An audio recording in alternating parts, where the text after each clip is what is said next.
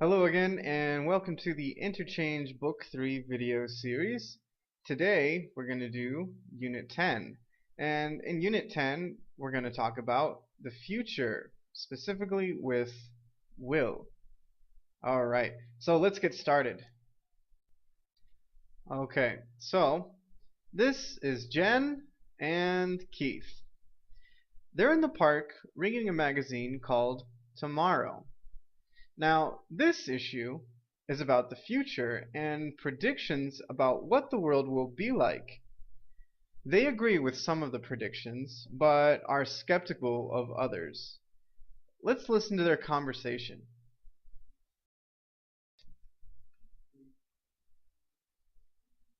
Wow, look at some of these predictions. Some of these are pretty cool. You aren't kidding. Check out this one about technology. It says that in the future we'll all have robots that do our housework for us. I don't know about that one. That sounds a little unbelievable if you ask me. You never know. We already have robots that do a lot of jobs.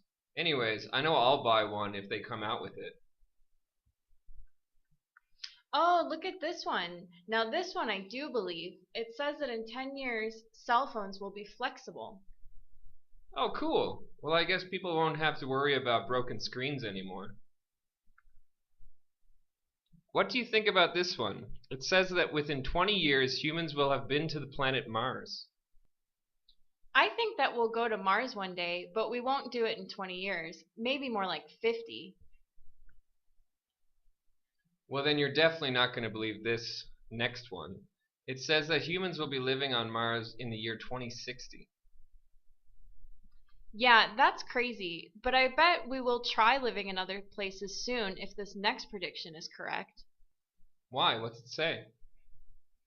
It says that if the world population continues to grow, we will have reached 10 billion people by the year 2060. Dang, that's a scary thought. How will we have enough food for everyone? Well, that's the next prediction. It says that people will be eating food in the form of pills, almost like medicine. What? No way. I'd never stop eating real food. What would be the fun of eating if you don't taste anything? I don't believe that one. And get this one. It says that since there will be less and less farmland, most food will be grown in the cities and skyscraper farms. Well, that one actually makes sense. I think I saw a show about the benefits of growing food locally in the city. Man, I hope at least some of these come true one day. It would be so cool to see these things actually happen. I know, right? But I guess only time will tell if these things actually happen. Oh, hey, look, that's the car I was telling you about.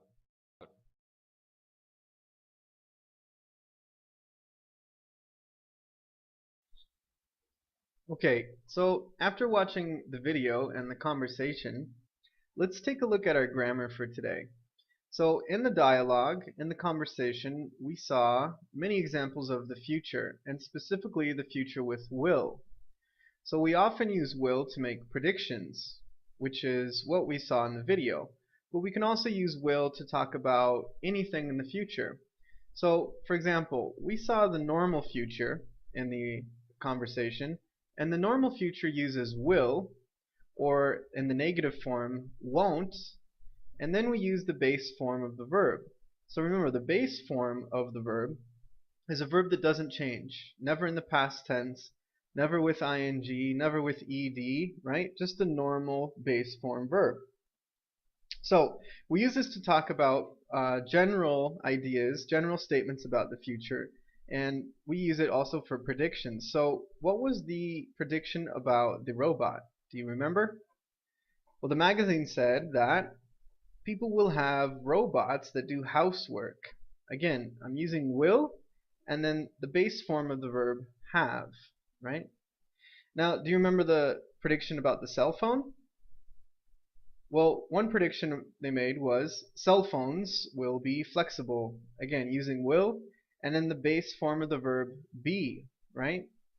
Now, an example of the negative, we said people won't have to worry about broken screens if the cell phones are flexible, right?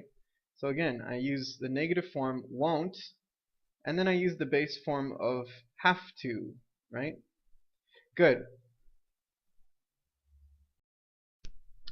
Okay, well, we had another type of the future with will, and we saw this in the conversation, and that was the future continuous, or the future progressive.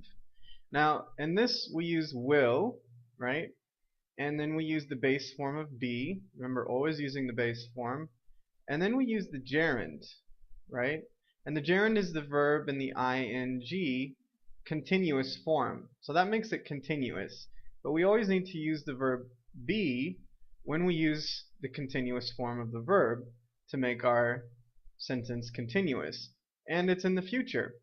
So for this, it's an action that will be in the process at a specific time in the future.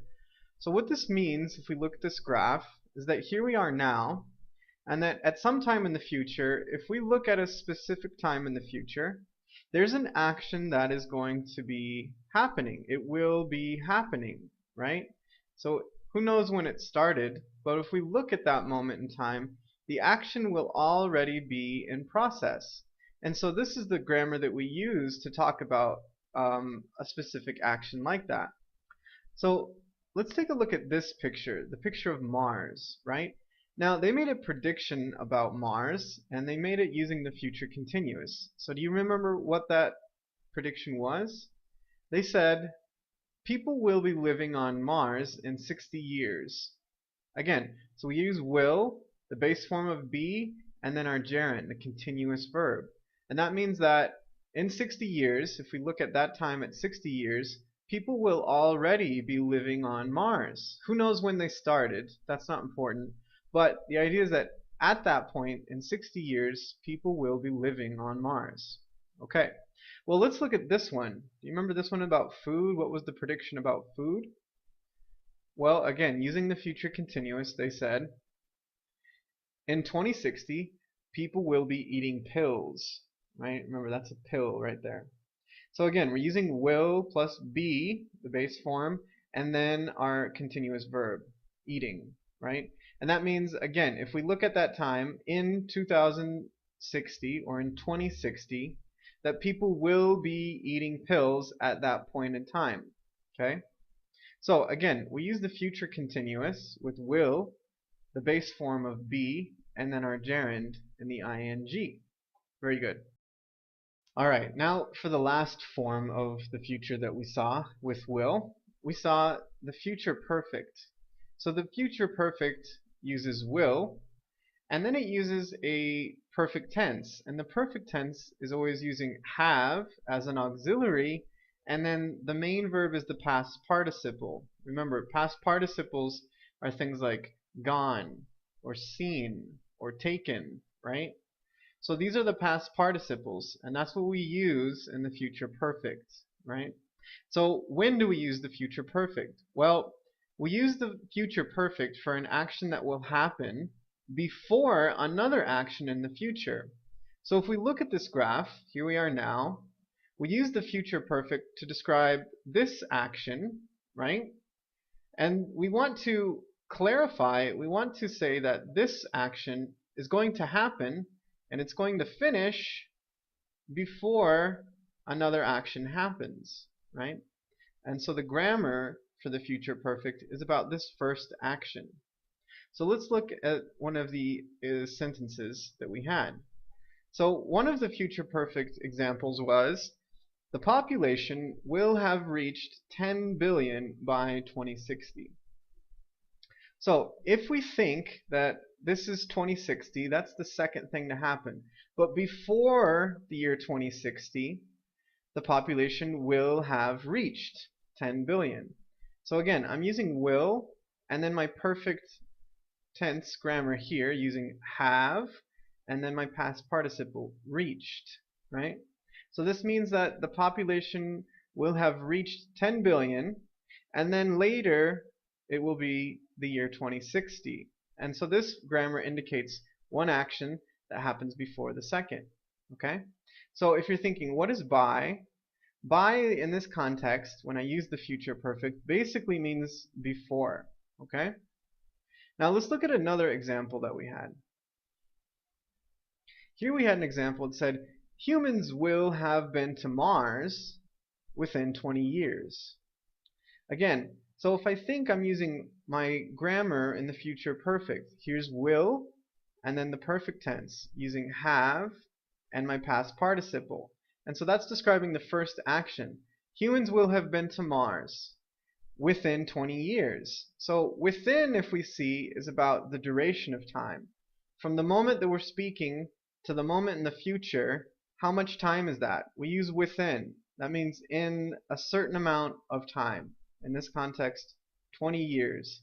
So that means that if we look into the future, sometime before 20 years, it could be tomorrow, it could be in 5 years or 10 years or 15 years, but basically in the amount of time of 20 years, at some time, humans will have been to Mars, right?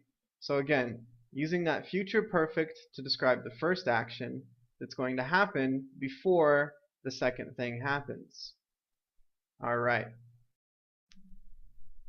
Okay, so just to review the different types of future that we looked at today, let's look at the normal future. Remember, the normal future was will and our base form verb, right? And we use this to talk about basic things that are going to happen in the future. For example, cell phones will be flexible, right? Now, we also use the future continuous with will, which is will, and then our base form of be, and the gerund, and the continuous verb. So we use this to talk about actions that will be happening, actions that will be in the process at some time in the future. So for example, in 2060, people will be eating pills. Good. Now, the other thing we did was with the future perfect.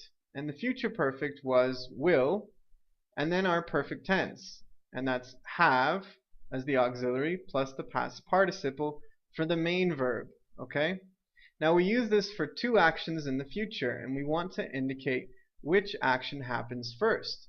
So for example, humans will have been to Mars within 20 years. So first, humans will go to Mars, then 20 years will happen. So humans will have been to Mars within 20 years. So I hope this was helpful in learning about our different forms of the future using will. I hope it was helpful, and good luck on the rest of the grammar. Thanks for watching, guys. Bye.